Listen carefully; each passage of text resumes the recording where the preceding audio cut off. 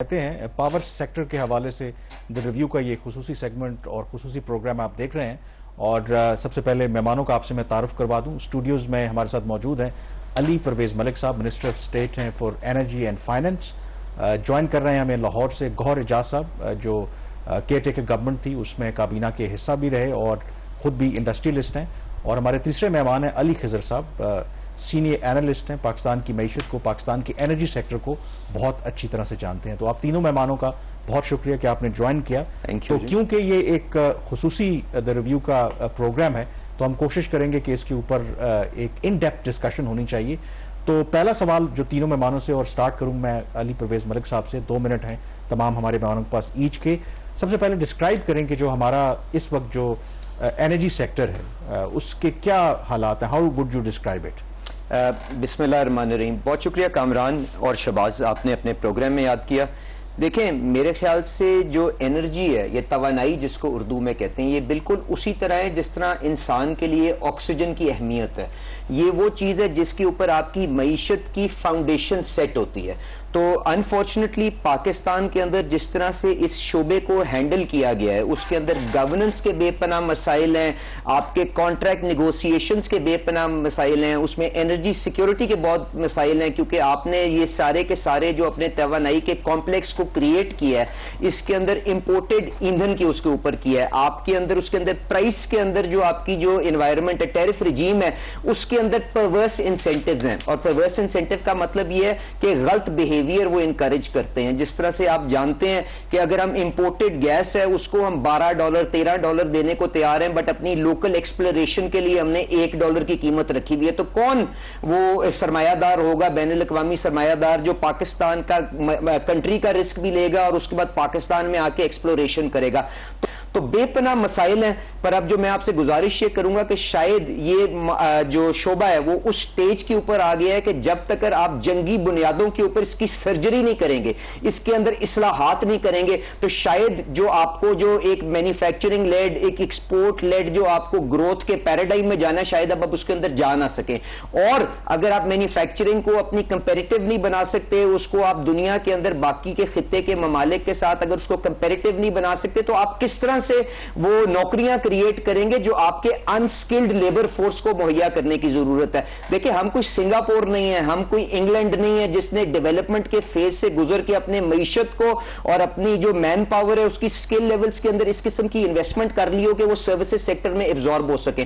तो हमें तो मैन्युफैक्चरिंग के अंदर अपनी नीश बनानी है, अपनी स्ट्रेंथ पैदा करनी है, ताकि हम अपनी अशिया दुनिया के अंदर बेच सकें। और ये जो एक और चीज बल्कि जिससे हमें बेपनाह नुकसान हुआ है वो ये है कि हमने इंपोर्ट सब्स्टिट्यूशन के नाम के ऊपर, इंपोर्ट सब्स्टिट्यूशन की गार्ड के अंदर हमने बेपनाह की प्रोटेक्शंस अपनी मईशत के फर्क सेगमेंट्स में दी हुई हैं। और वहां पे जो हमारी जो अपनी इनएफिशिएंसीज हैं उनको मेरे ख्याल से शायद वहां पे इंसुलेट किया हुआ है। तो अब हमें अपनी मईशत को खोलने की जरूरत है। और अब जब आप खोलेंगे तो आपको सबसे पहले अपनी कंपेरेटिवनेस को, अपनी प्रोडक्टिविटी को ठीक करना पड़ेगा।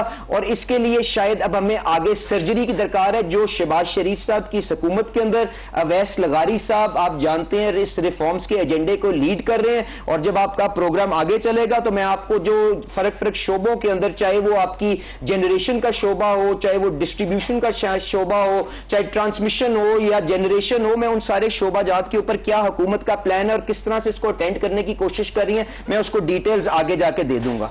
गौहर एजाज साहब, आप कॉमर्स के मिनिस्टर रहे, इंडस्ट्री के मिनिस्टर रहे, पाकिस्तान के कामयाब सनतकारों में आपका नाम आता है, आप एक्सपोर्टर भी हैं, तो आपने दोनों साइड से देख लिया, सरकार वाली साइड से भी देख लिया आपने 6 माह में कैसे निजाम चलता है, और एज अ प्राइवेट बिजनेसमैन उस साइड से भी आप पूरी कहानी समझते हैं।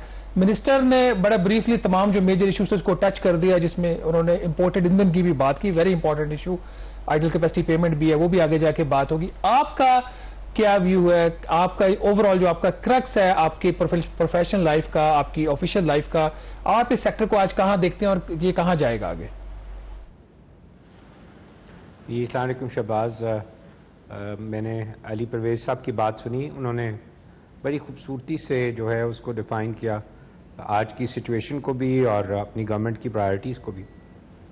We are very proud of him and he is a very जो है माशाल्लाह इंटेलिजेंट एंड डायनेमिक जो है वो our political leader of the future and today. मेरा इसमें जो पॉइंट ऑफ व्यू है, चैलेंजेस जो अली देख रहे हैं शायद उससे ज़्यादा है कि जब मैंने गवर्नमेंट के अंदर 6 महीने से कुछ ज़्यादा अरसा गुजारा, उसमें हम हर दिन ये कोशिश करते थे कि क्या हम कोई तब्दीली ला सकते हैं जो एग्जिस्टिंग प्रॉब्लम्स हैं उनको ठीक करने के लिए। तो हमें कुछ दिन में ही अंदाज़ा हो गया कि नहीं, हम बहुत मुश्किल है रिफॉर्म एजेंडा कि स्पेशली एनर्जी सेक्टर का, कि उसमें किस तरीके से उसकी करेक्शन लाई जा सकती है। मैं आपको एग्जांपल दे देता हूँ कि कैपेसिटी पेमेंट्स एनर्जी में शायद इस वक्त 24 रुपये एनर्जी हो गई है, और 24 रुपये की कैपेसिटी पेमेंट्स कोई बर्दाश्त नहीं कर सकता पूरे मुल्क में। शायद एनर्जी का रेट जो है फ्यूल के साथ पूरी दुनिया में 24 रुपये है, और हमारे यहाँ सिर्फ कैपेसिटी पेमेंट दे रहे हैं हम 24 रुपये की। ये इस गवर्नमेंट का कसूर नहीं है, ये फैसले जो है कंटिन्यूस होते रहे, क्योंकि गवर्नमेंट का काम करना है ही नहीं। गवर्नमेंट का जॉब सिर्फ पॉलिसी बनाना है, और गवर्नमेंट का जॉब सिर्फ रेगुलेटर बनना है। बट हम उसमें अंदर कारोबार में चले गए, और जब हम कारोबार में चले गए हमने गलत अपफ्रंट टैरिफ्स दे, हमने उसके बाद गलत फ्यूल्स के ऊपर बेस करके पावर प्लांट लगने दिए, उसके बाद हमने गलत जगहों पे पावर प्लांट्स लगवा दिए, हमने लॉन्ग टर्म अप्रोच नहीं ली पावर प्लांट में, और अब हम इस जगह खड़े हैं कि हमारे पास पावर कैपेसिटी तो मौजूद है लेकिन उसकी ट्रांसमिशन लाइनें ही नहीं लगी हुई। हमारे पास पावर प्लांट्स तो लगे हैं बट वो इम्पोर्टेड फ्यूल्स पे लगे हैं, उसके लिए हमारे पास डॉलर्स ही नहीं है। जैसे अली ने कहा कि हमने RLNG गैस के पावर प्लांट तो लगा दिए मुल्क में, जो कि शायद 5,500-6 हज़ार मेगावाट से ज़्यादा के हैं, लेकिन वो चला नहीं सकते क्योंकि हमारे पास RLNG बेस्ड वो पावर प्लांट्स हैं। हम $12-13 की RLNG पे अगर वो चलाएं, हमारी तो एवरेज फ्यूल कॉस्ट ही इस वक्त 10 रुपये है, जो इस वक्त पूरे सिस्टम की आज जो आप चला रहे हैं उस सिस्टम की 10 रुपये फ्यूल कॉस्ट है, और अगर आप ये $13 की RLNG लेके चलाएंगे तो इसकी तो फ्यूल कॉस्ट ही तकरीबन 35-36 रुपये हो जाएगी। कैसे चलाएंगे?